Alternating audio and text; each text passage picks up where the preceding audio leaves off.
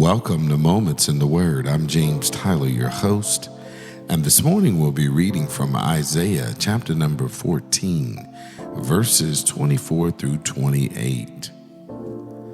The Lord of hosts have sworn, saying, surely as I have thought, so shall it come to pass, and as I have purposed, so shall it stand, that I will break the Assyrian in my land, and upon my mountains tread him under foot.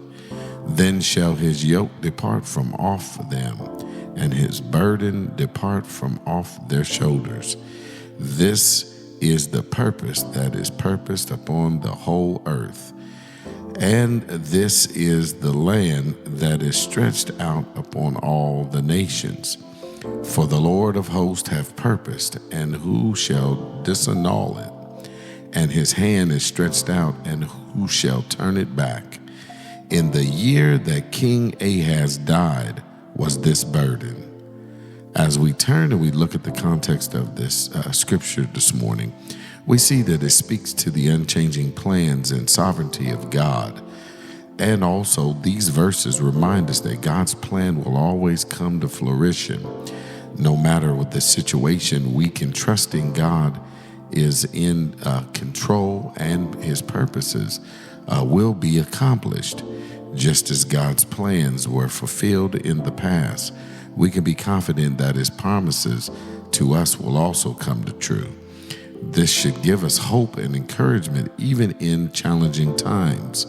The text here also highlights God's judgment on Assyria for their arrogance and oppression. It is a reminder that God is just and will ultimately deal with evil and injustice in the world. We should strive to live righteously and stand against injustice, knowing that God is with us. Also here we see and recognize that God's power and authority should lead us to humility. We are reminded that we are not in control and that we should submit to God's will in our lives. Knowing that God's plans are unshakable should encourage us to persevere in our faith and in our endeavors. We can move forward with courage, knowing that God's purposes will be accomplished.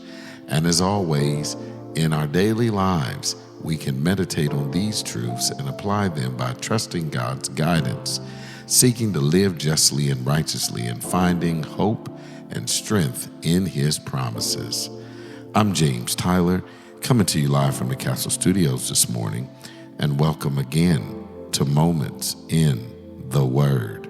God bless.